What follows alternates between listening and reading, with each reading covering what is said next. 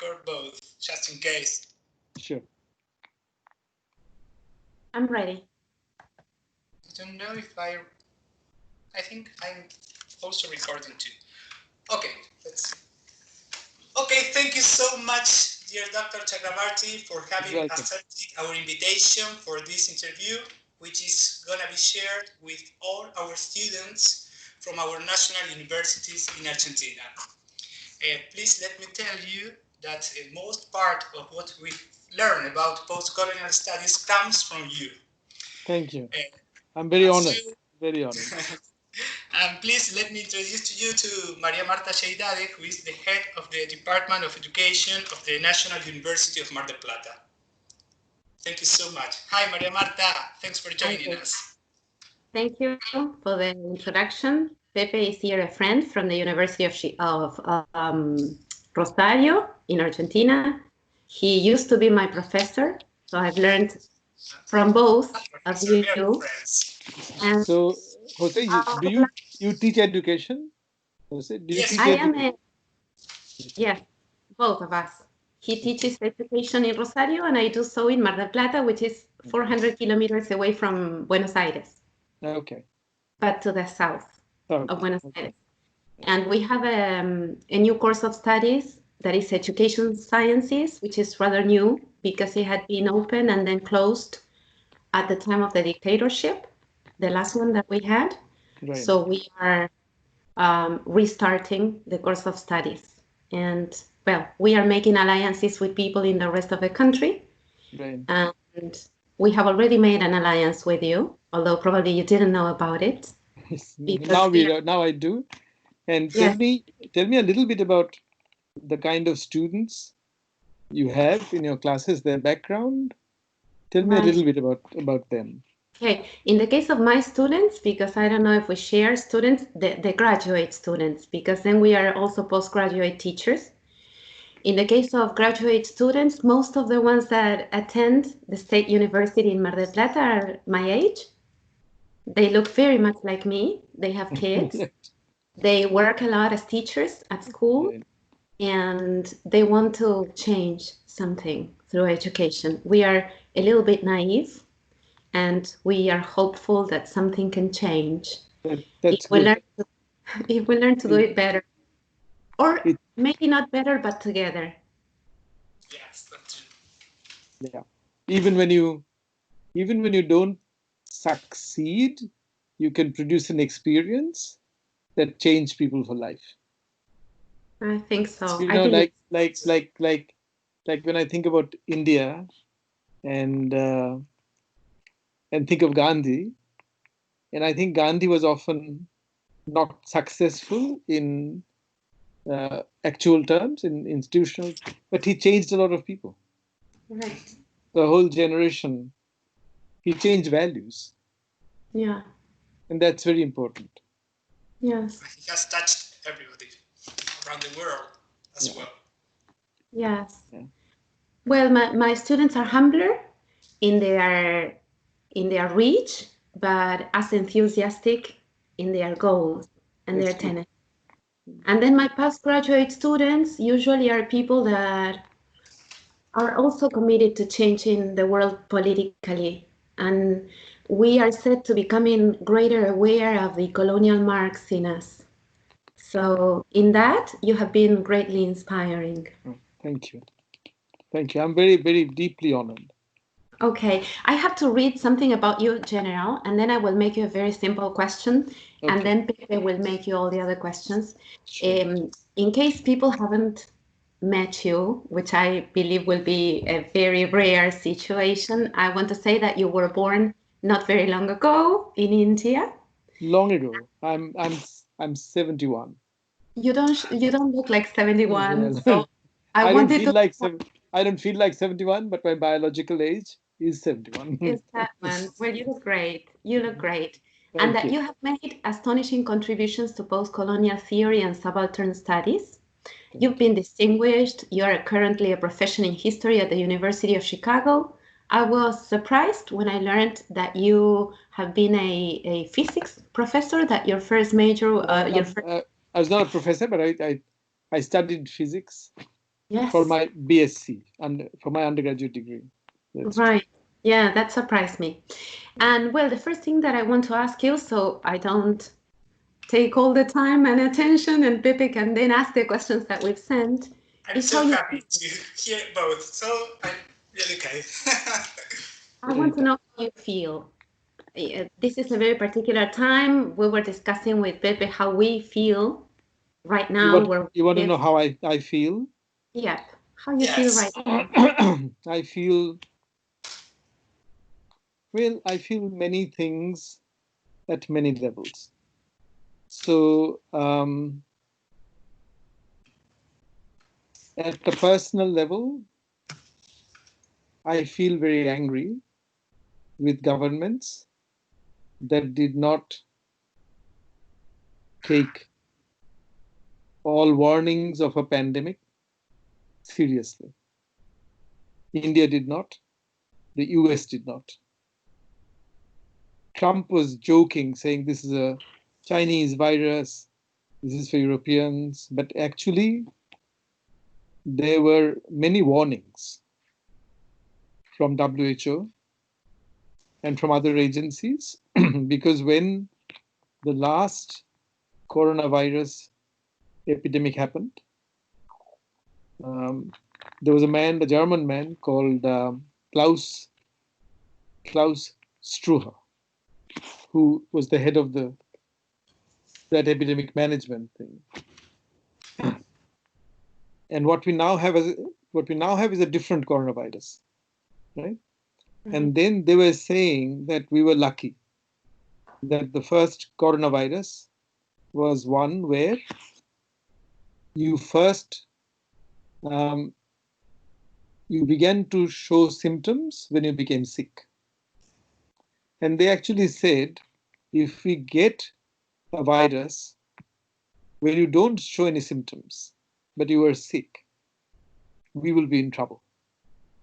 Nice. So there were all kinds of discussions about a global strategy for managing epidemics, because epidemics are becoming more frequent because of what humans are doing, right?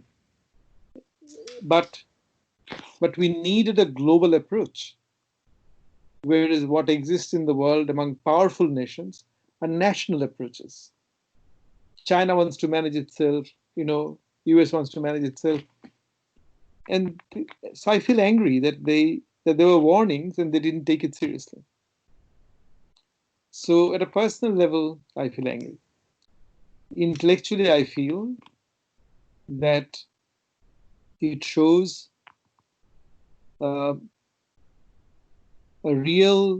it shows, first of all, how much our social lives have become dependent on capitalism.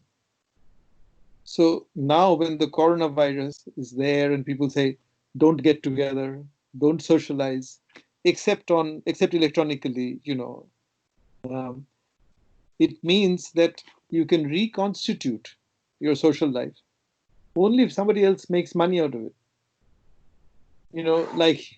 Like we use Zoom, and Zoom is owned by some Chinese company. It's registered in the US, but it's a China-owned company. We're using Skype. I don't know who uses Skype, who owns Skype. So what I'm saying is, so now there's a conflict. Our social life is so dependent on capitalism and the marketplace that we will be able to defeat the virus medically only if somebody makes a vaccine and makes profit out of it, right? And what it means is that if there is a vaccine, some countries will have it and some countries won't. Countries that will be are powerful and will be able to pay for the vaccine will get it first. So every crisis we have brings out the inequality in the world. Yeah, I totally agree. Even though it's everybody's crisis. Heartless. So that's the nature. So if you ask me how I feel, I mean, personally, I feel angry with some governments. There's also a lot of silly things that people do. So it's like, so people are also responsible for what happens. But intellectually, I think there is a conflict between what Foucault used to call biopolitics. That is how we manage human life and other lives in order for humans to live well, and biological life. See, this virus was part of biological life, not part of our life, social life, not part of biopolitics. Now it's come into our lives, interrupted. We don't know how to deal with it.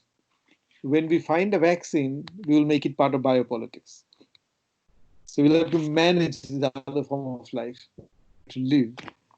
But deep down, all of these pandemics happen these days. So last 20 years, they say 75% of the infectious diseases have come from wild animals. And that's because what capitalism does to wild animals. We make deforestation, we build roads to jungles, we make jungles into farmland, right?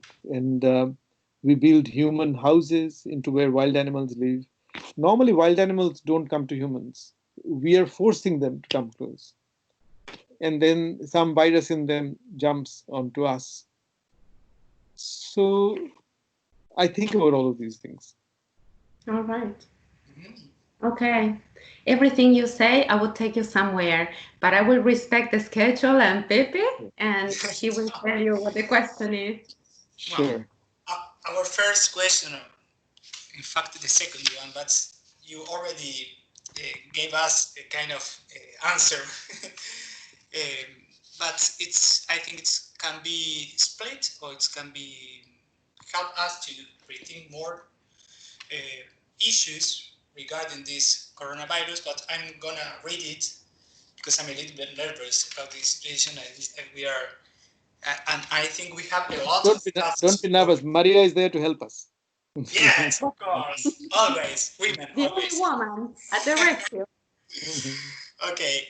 Do you think that this COVID-19, Dr. Chakrabarty, being understood as a surprising and disruptive situation around the world, allow us to focus more sharply on those political and also historical things that have been left behind the waiting room of history?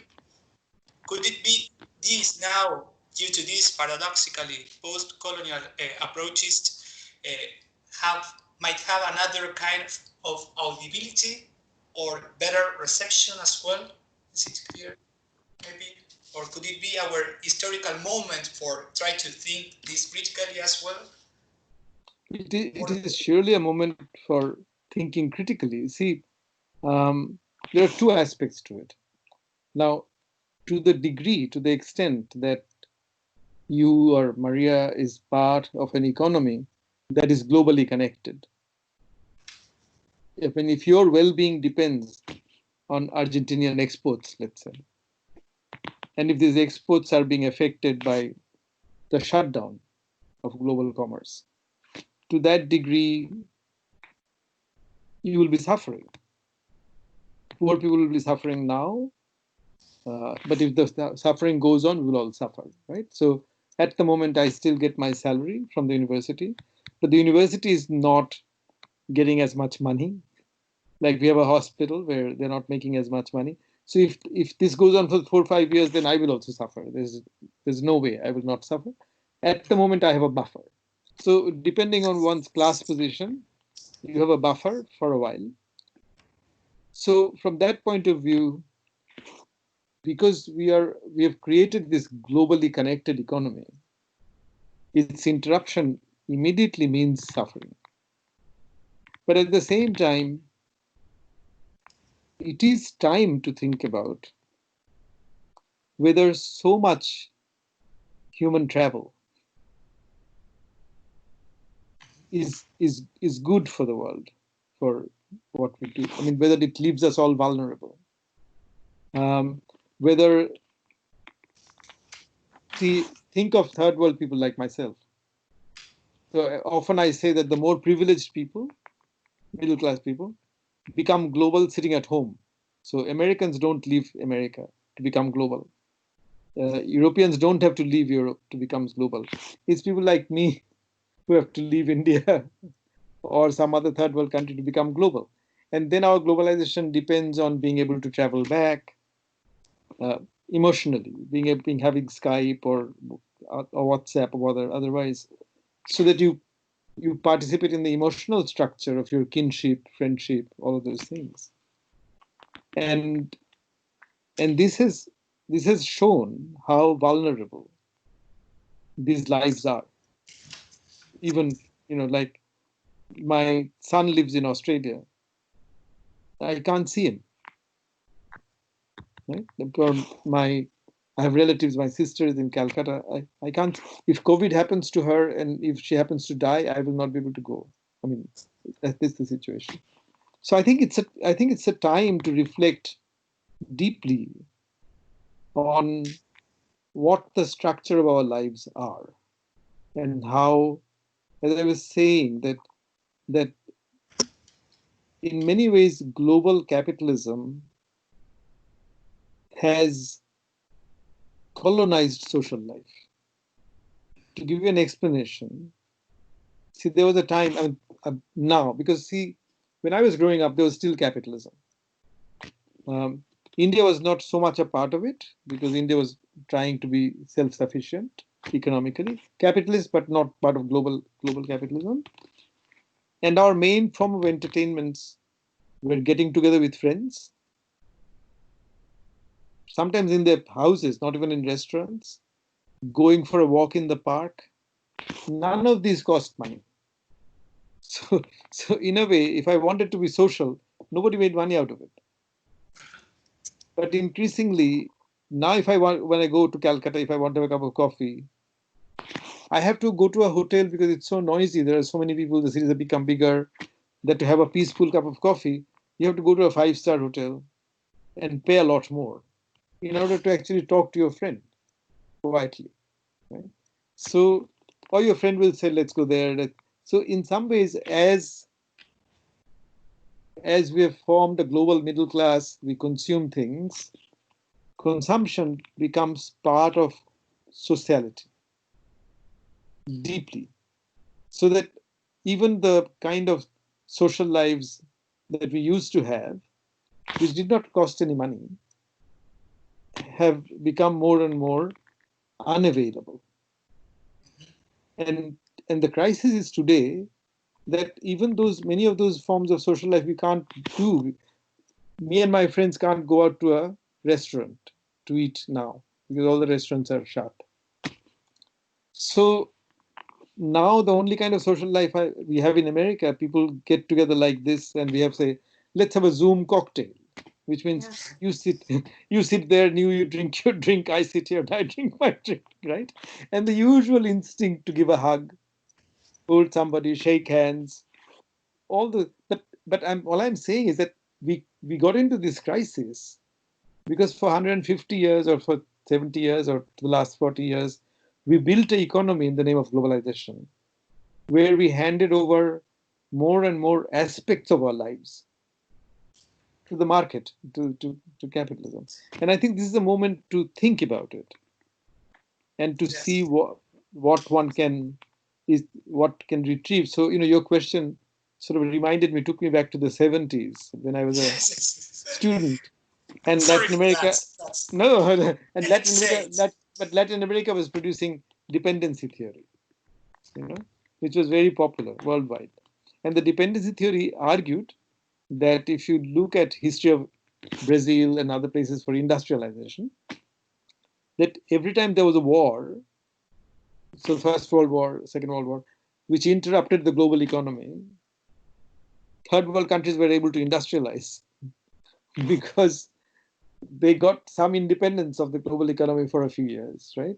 So your question is like, now that global capitalism has been interrupted, is it an opportunity? Is it an opportunity for us to do something? So really, one has to see in one's own surrounding which forms of social life one can carry on with. But given there's the pandemic, one condition would be to manage the pandemic intelligently. And you need cooperation of authorities, right? So you have to, if I were to think about what can I recover of my social life, it has to include a strategy for managing the pandemic. I do not mean by medicine, but I mean socially. So depending on how serious it is. So I can give you examples of Australia because I know my son lives there, and have friends in New Zealand, and because I lived in Australia for a long time. So I know that in New Zealand and in Canberra, basically they did lockdown. They made sure that nobody was ill anymore, and then allowed people to come together. Initially on the basis of bubbles, like you got together with people you knew and trusted.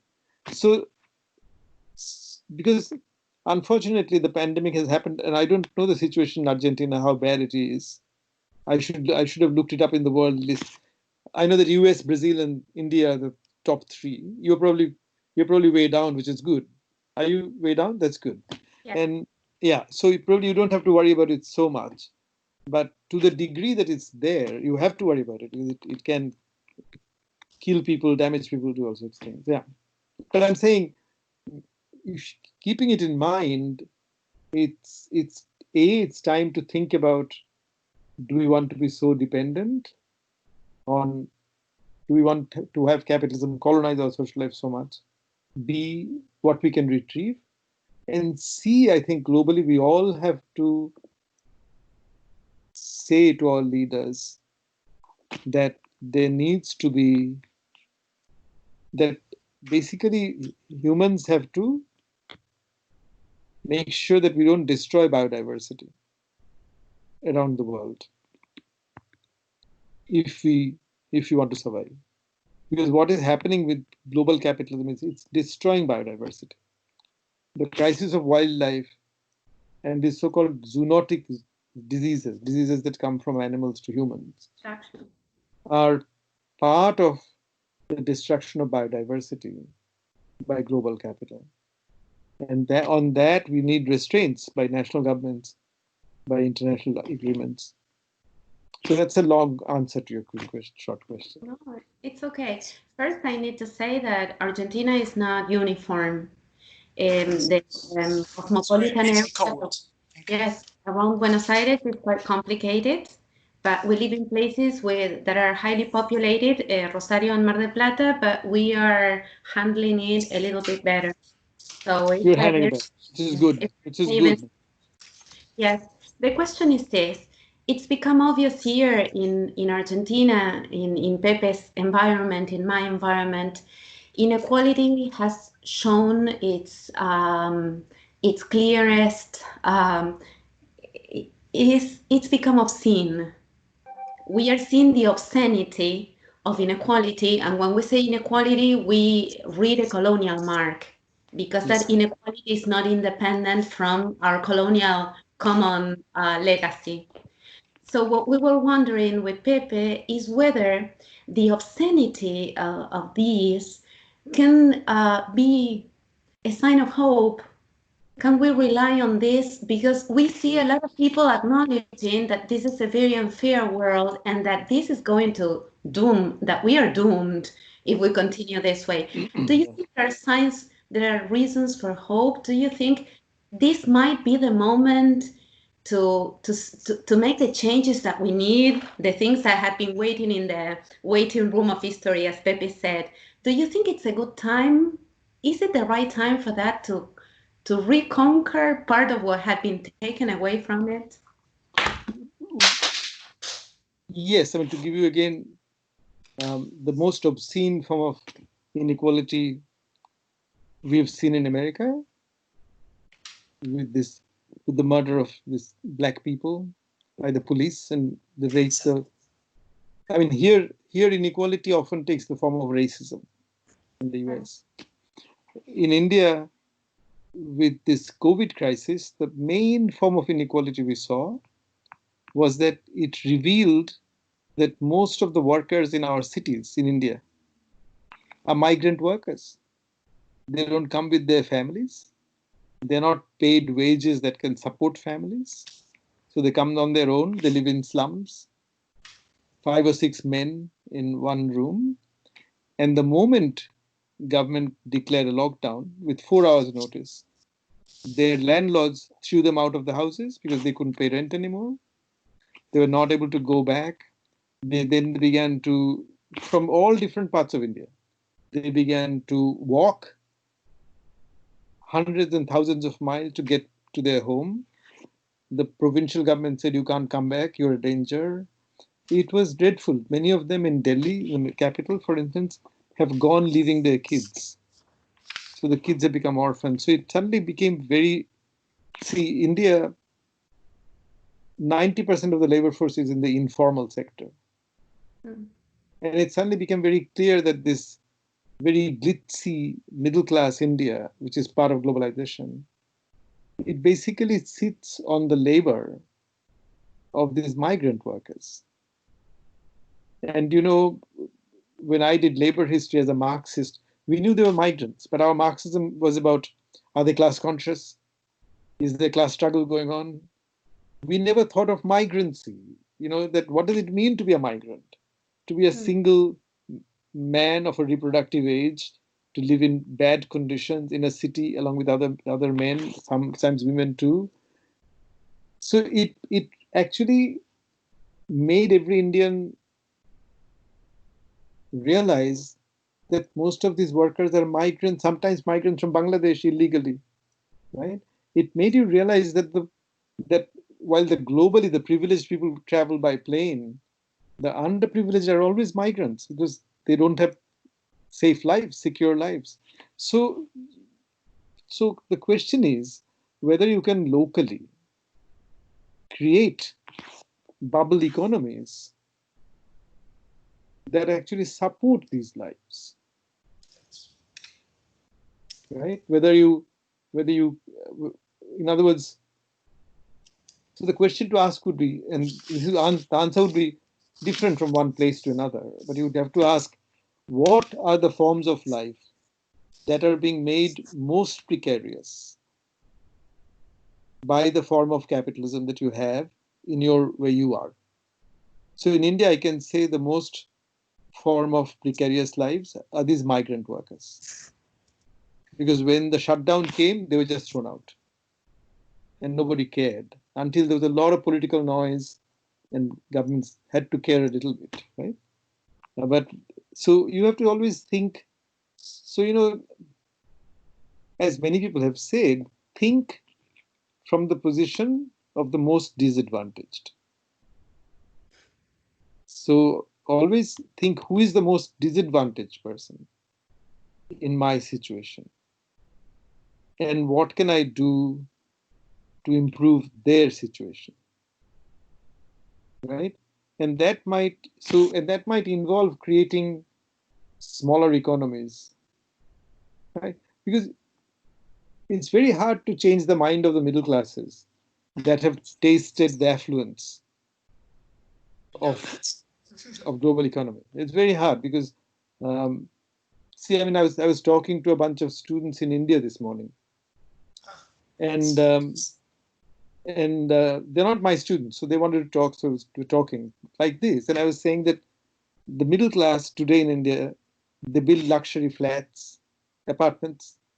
And one thing that is happening in India, which has probably happened elsewhere before, our kitchens are all becoming Western. Like if you buy a new flat, then your kitchen would look like my kitchen in Chicago. There'd be no difference, the way the arrangement. India kitchens used to vary from one place to another, traditionally. So a kitchen in the north of the country would look different from a kitchen in the west of the country. But now the kitchens are becoming homogenized for the middle classes. And everybody has a marble or granite benchtop, which is easy to clean. You chop vegetables on it.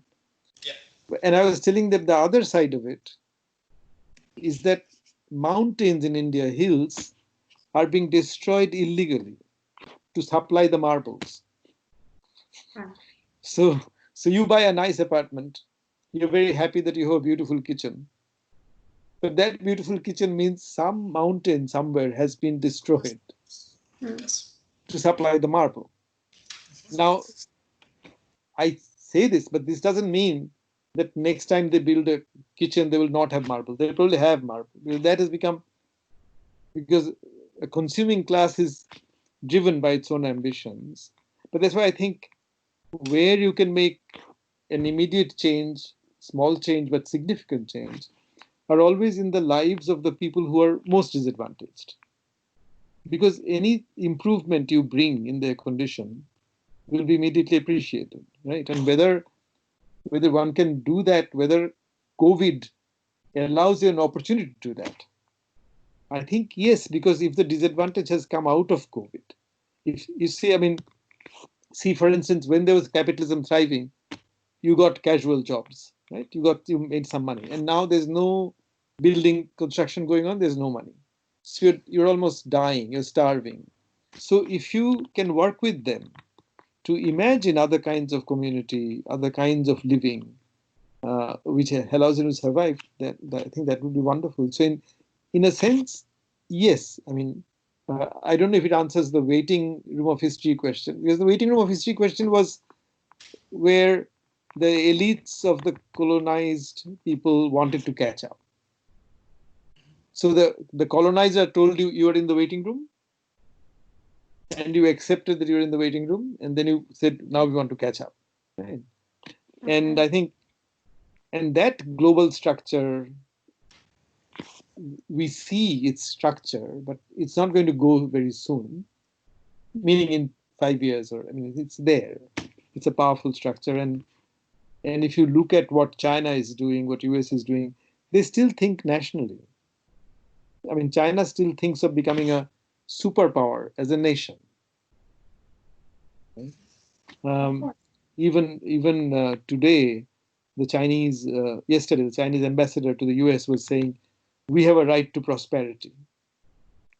We have a right to become a superpower. So they're thinking like Americans used to, or the Soviets used to. And those thinking, I mean, that thinking is a part of the reality of the world. So it will be there. And that's thinking from the waiting room, right? Now it's our turn to become powerful. So the Chinese are thinking out of the waiting room. So we have waited. Indian middle class thinks that it's now our turn to consume. You have been consuming for so long. Yeah, and they say that. So you've been consuming for so long. It's our turn. You've been polluting the air for so long. It's our turn to pollute. Right? And that's the waiting room thinking. But in a way, you have to get out of the waiting room and say, what can I do now? And in what sense does this interruption of capitalism leave us with people who are very disadvantaged by this interruption and who therefore need change? Because the alternative for them is to starve and die. And whether you can connect. So if I were in your place, I'm just imagining, Jose, if I were in your place, I'd probably have little projects in the classroom to find out about these people, to talk to them and kind of see what opportunities are there, what kind of alternate microeconomies one can create to help these people, to work with them, and to imagine alternative forms of community, of economy, of society. I don't know the situation in Rosario, but here in Mar del Plata, where I live, people have already started. There has been a lot of social movement, and much has been done and advanced on those lines that you were describing. And recently, I have sort of, because I've sort of been thinking whether, I think it's high time to go for the upper class and the middle class, especially from education. I believe that there is a change that must be at least tried. No, I totally, sorry, Maria, finish what you're saying. At least in the way in which they figure out the world, they need to take up responsibility for what they do. Totally. not just help the ones that are disadvantaged, because they are disadvantaged in a different, they are disadvantaged in terms of sensitivity, they are disadvantaged in terms of humanity. No, I totally agree with you, because we are only producing human beings who are callous, but who are destroying the world for others. So there I totally see. That's why the other thing I always feel as a teacher is that in what I do, I mean, since I'm not a policy person, so I look at, we have a School of Policy Studies, economics, and I think they assume that we have agreed on values, that there's no values to be debated. So they assume that capitalism is good. And then they create policy within that understanding that capitalism is good. But I think in the classroom, when we are teaching students, we can open up the value questions. I mean, is a capitalism that destroys biodiversity? If a capitalism destroys biodiversity, is that a good capitalism? So sometimes what I do now that I work on climate change and things, so I explain to them that there are so many things we depend on that capitalism can destroy but not create. And one of them, I tell them, is the air we breathe. So the air we breathe has 21% oxygen, which means that if it had more oxygen, everything would burn. The forest would all burn up. If it had less oxygen, we will choke to death. And so the oxygen is maintained in the air at a level where trees can survive, animals can survive, humans can survive, other creatures can survive. And who does it? Trees do it, plants do it, little planktons in the sea do it. They keep supplying fresh oxygen because oxygen gets mixed up with other gases. And how long has this been going on for? For 400 million years. So I tell them that we are beneficiaries of this atmosphere, which geologists call the modern atmosphere of the planet, which has existed for 400 years since forests evolved and animals evolved. 400 million years. And I say we are beneficiaries. We have lungs because we are creatures that depend on this oxygen. We have to process this air. That's why we have lungs. The coronavirus can get us because we have lungs, right? So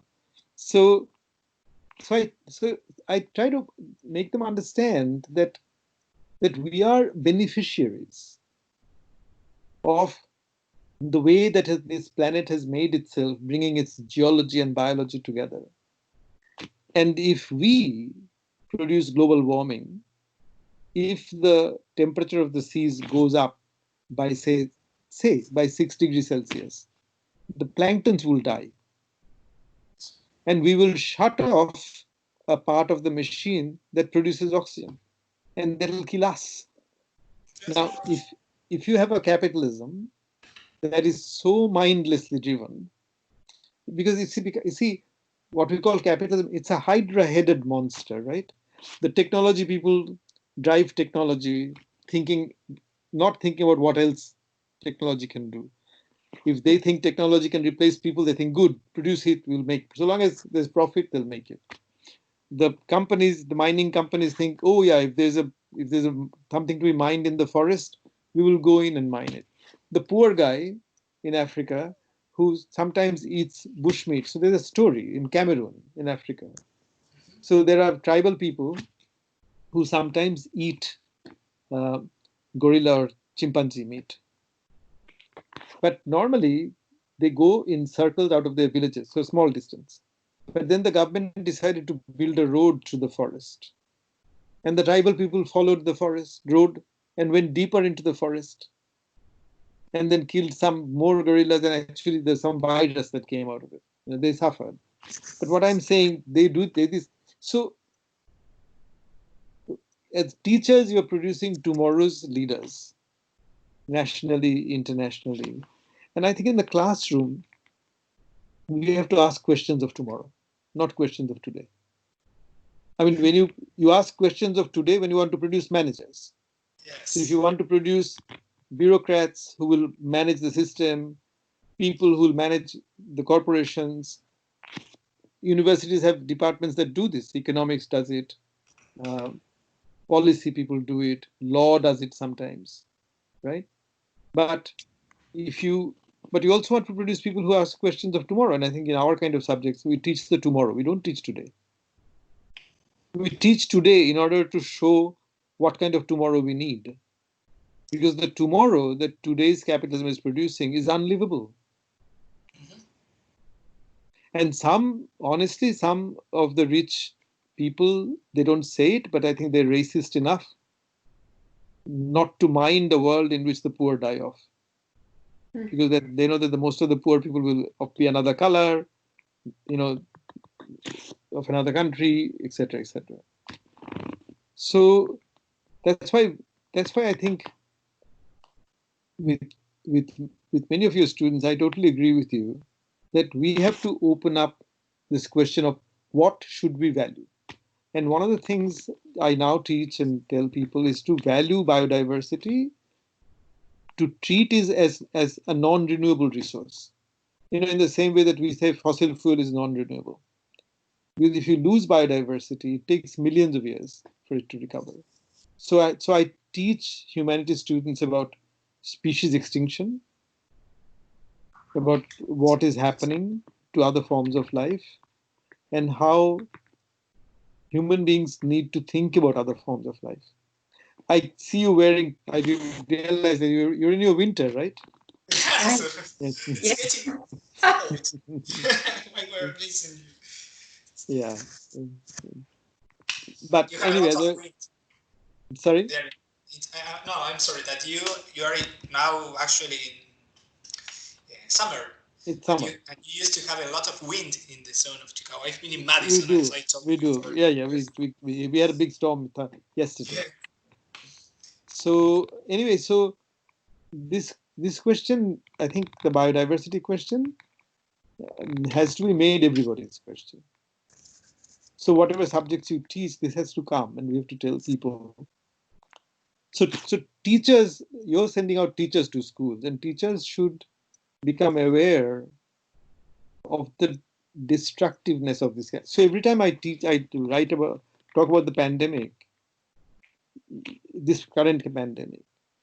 The moment who declared it to be a pandemic, the UN Environment Section, and the woman whose name is something Anderson, who is the head of that environment, she immediately came out and said, look, we are getting diseases from animals because we are destroying wildlife habitat. And when I was working, I've been working on climate change, so I expect droughts, I expect wildfires, I expect cyclones, I expect avalanches, I expect landslide. I did not expect this. I knew that the microbes, that viruses and bacteria and other microbes, by number and weight, they're the majority form of life. We are a minority form of life. And we are a minority form of life that is now dominating the order of life. But when we do that without realizing that we need the other forms of life in order to be humans, to remain humans, to survive, we become mindless and we are actually destroying ourselves. So I often say that this capitalism itself is anti-life. It's in many ways. See, one of the things as you know, in the more advanced countries, human reproductive rate goes down, right? Becomes almost negative, which is why they need immigration from countries where there are more people. So that's why people like me get jobs, because they don't reproduce enough. But if every country followed that logic, humanity will be extinct. So I've thought that from many aspects, I feel that this global capitalism in its current shape is completely anti-life, anti-evolution, and it has to be regulated. I'm not so something else I sometimes say is that, look, the debate between capitalism and the Soviet form of socialism is dead, because we know that the Soviet form of socialism was totalitarian. Stalin was horrible, in some ways even more horrible, I would say, than Hitler, because Hitler killed 6 million Jews, Stalin killed 40 million people in different ways, right? So that is gone. But that doesn't mean that debating capitalism has ended. We still need to debate capitalism. Of course. Sure. You know? So that has not ended. So therefore, to bring all this, to make your students aware that we cannot simply value the market without valuing other forms of life. And how we bring together, so it might mean that we have a capitalism but not of multinationals. You know, it might mean that we have economies which are more kind of relay network, not integrated, right? That local communities have their own kinds of market and they have certain exchange relationship with the next door and then next door. Maybe that's the kind of economy we need eventually. But to get there, there's obviously no one clear path.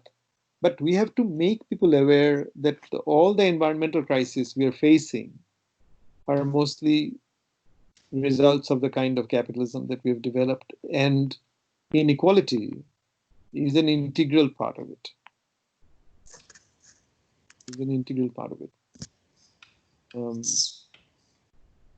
It's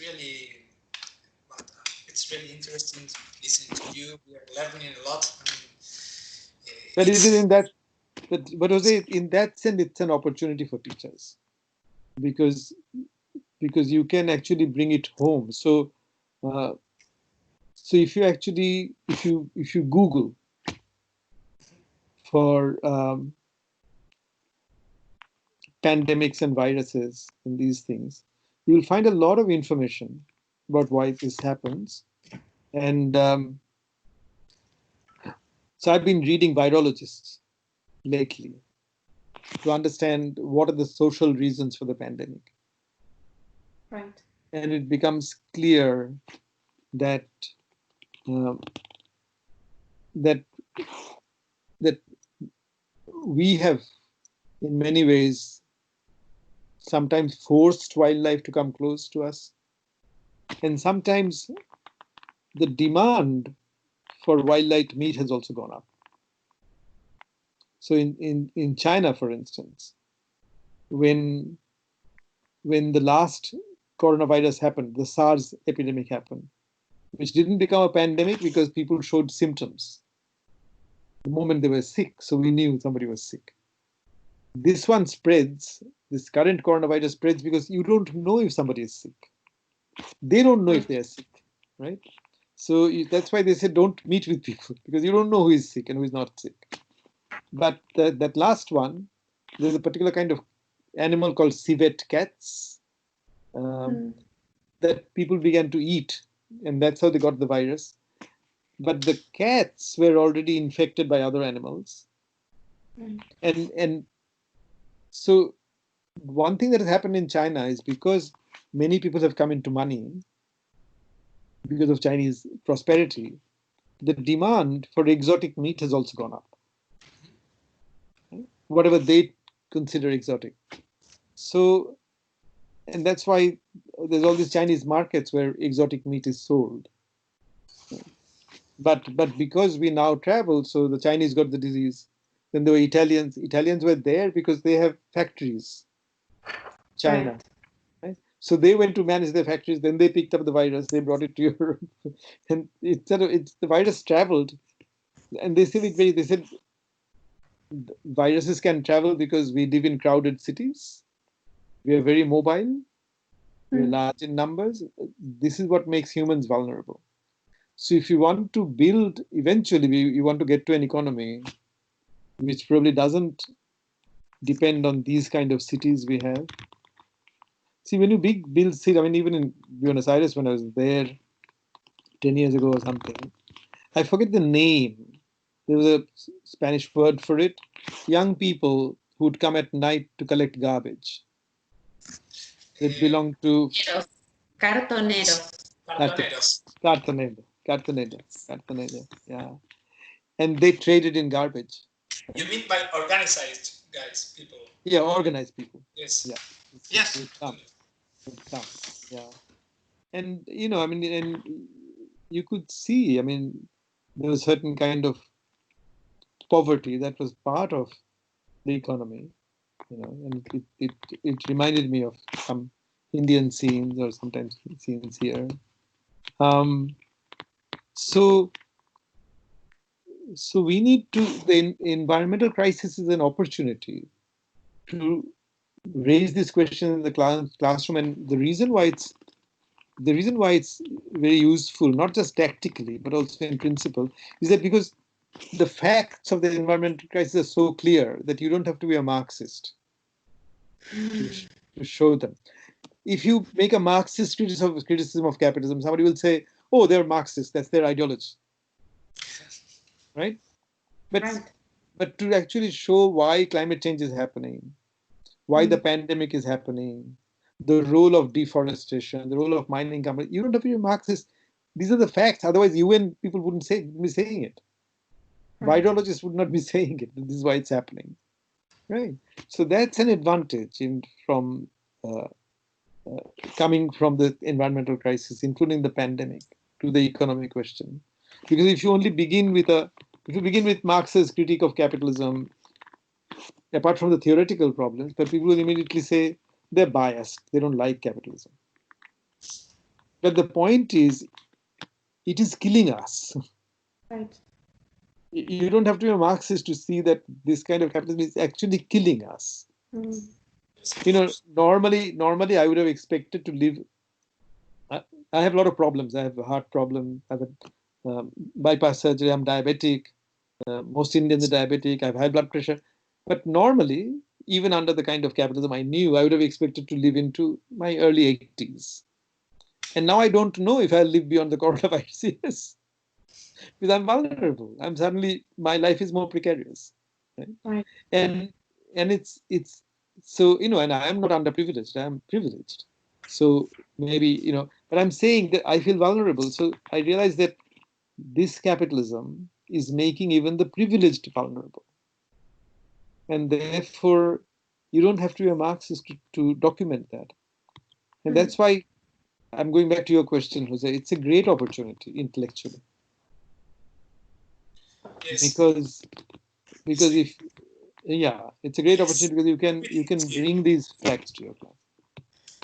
Thank you so much. We think with Maria Marta, and we thought about the questions, and we already think in the same way that capitalism is anti-life. I think it's a very strong thing it's to anti-life, and it's anti-political, it's anti-life. Yes, and maybe if I'm thinking of in the role of the national university as a public thing, you know, and also public schools too. So I think in order to try to fix, I don't know if it's the exact word, but to try to think another chance or question of life to inhabit the life. I mean, no, with life, no anti-life. Exactly. We have to knock the waiting room of the history in our plans or in our curriculums. Exactly. We should not discuss. Yeah. So we should not accept the logic of waiting. See, yes. So we should not say to ourselves, we will be tomorrow's United States. Exactly. You know, like people say, 19th century was British Empire. Then the Germans tried to be the superpower and they did it wrong. They became Nazis. They destroyed themselves. Then there was Cold War. The Soviets and the US were trying to be superpowers. And the Chinese say, okay, that was then. Now we are going to be superpowers. That's just history as repetition of yesterday. So first the British, then the Soviet. And I think we need to break out of the waiting room. Of course. Yes, but to destroy the waiting room, and the way to do it is to show that the waiting room does not work. You know, one of the things.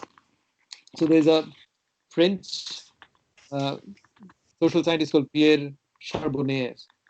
So he has recently written a book in French on abundance and liberty. So, so one of the things he shows, but also there's an abundance and liberty.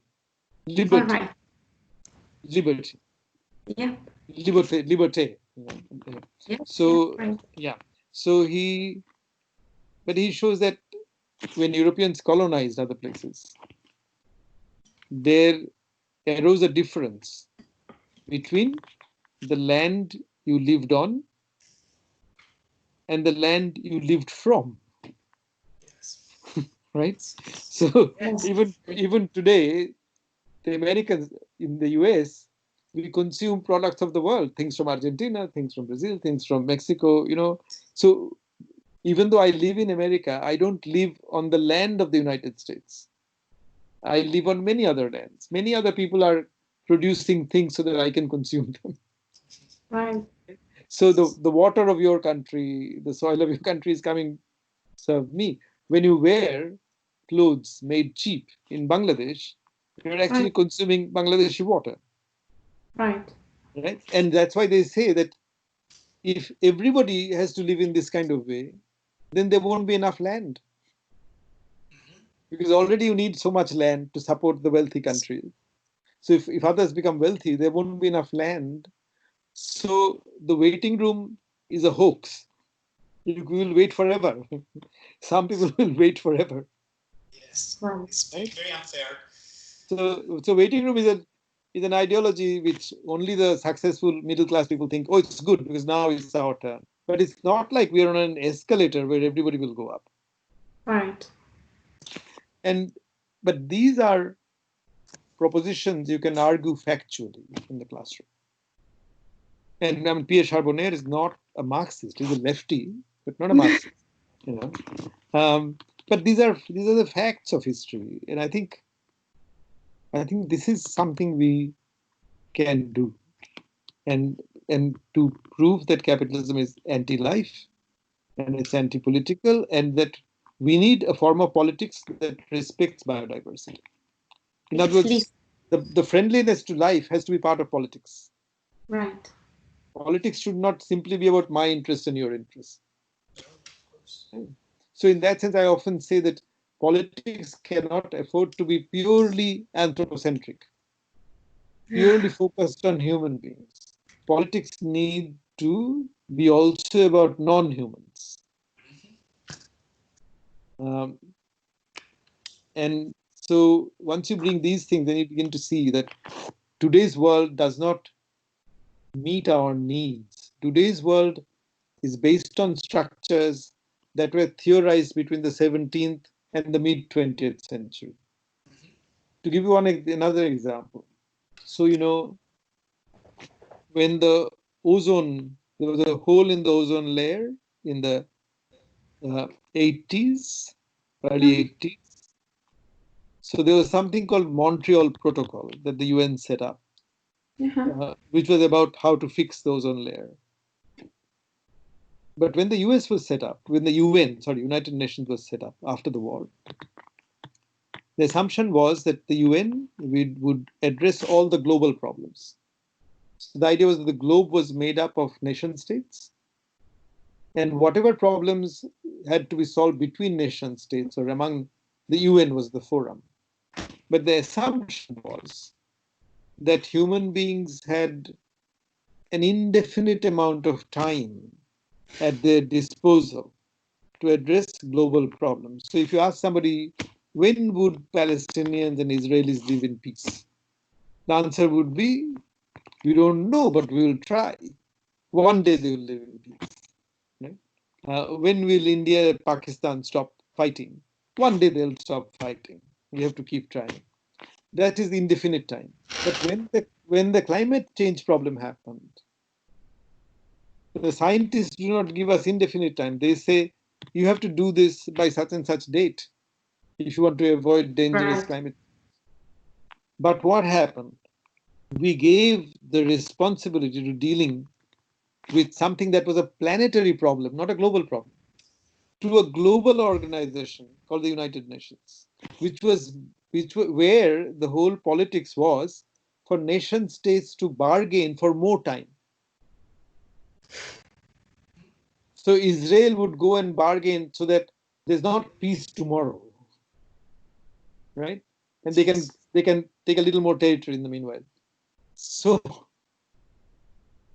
you see what is happening today is we have planetary problems, but we don't have institutions to deal with them. We still have institutions that were made for a global world. So that's what I mean, that our political institutions were based on yesterday's vision. They were not based on the vision that we might have climate change, that we might have these kind of pandemics. So the global institutions are not always capable of dealing with these kind of planetary problems because the timetable required to deal with planetary problems is often not this indefinite time. So you have heard this expression that if the average surface of if the average temperature of the surface goes up by 2 degrees Celsius, you'll have dangerous climate change. But actually, scientists actually said 1.5. 2 degrees, that figure was a result of bargaining by governments who were trying to bargain more time, for development, for pulling, so we have to pull out poor people out of poverty, etc., etc. So they were bargaining with scientists to get more time for non-action. So 2 degrees was to say, okay, we don't have to act now, right? So childish, rather childish. It is, yeah, yeah, but that's what I'm. Sorry, Maria, what you were saying, Maria? That it's quite childish and even irresponsible. I think that we are acting as if we're irresponsible. It's not responsible. You're breaking up a bit, but it's not responsible. True, but so what I'm saying is that. So when you are teaching young people, if they realize that the institutions we have visions of yesterday, in other words, how humans saw the future in 1950 led them to create institutions for the future. But the future has turned out to be different from the way they foresaw it. So we need other kind of institutions.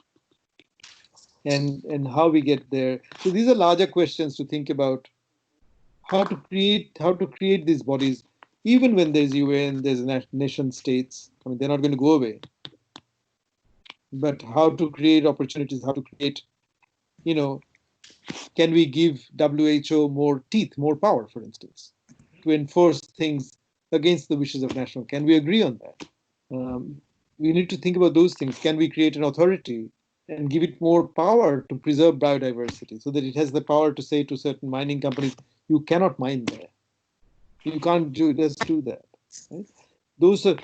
But the problem is, of course, you'll have to go through nation states to get that agreement.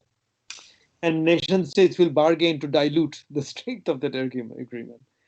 That's the reality of the world. But at least if people have different values, if the mindsets change, then maybe your students of tomorrow, particularly those who do not aspire to be managers. See, bulk of middle class people want to be managers. They want to be a cog in a machine and to keep the machine going. But then there are some people who want to change the machine. So you try with your students, and maybe 10% will be those change people. But you try, and the classroom is always a utopian space. Classroom is always a place for imagining, because it's abstracted from all the interests in the world, and that's why it's very important not to sound like an ideologue. So this is not ideology. You have to go through the facts.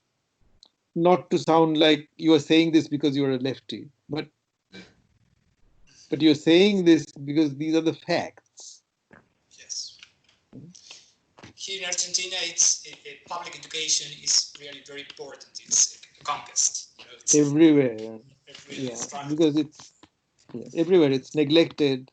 It's less resourced. But that's why you probably have to be more imaginative and more creative how you do it. The other day, we were discussing with Maria Marta. I'm sorry, Maria Marta, I'm going to give the word. I'm sorry. But we were discussing, for example, when I was listening to you, that there is any journal of education called Histories of Education. There's no course. You don't teach histories of education? Histories with plural. Oh, with the plural. Yeah, histories. There is any one of them. So what is the state of affairs with Freire and all those ideas about pedagogy of the oppressed and all those? What happened to those ideas? I'm sorry, I lost a little bit the signal. Oh, no, I was just asking what happened with the ideas of Paulo Freire and, the pedagogy of the oppressed and all of those ideas of the 70s, 60s. What happened to those ideas?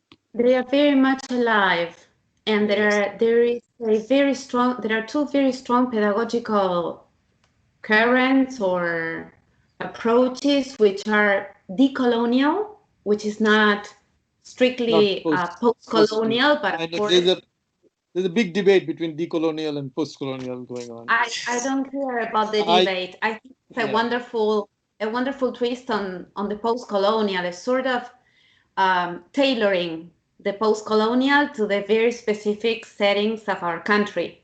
Right. But we feed all the time of post-colonial literature, of course, and then queer pedagogies, which have to do with this value for the diverse, which I believe might be helping a little bit in the side of the biodiversity.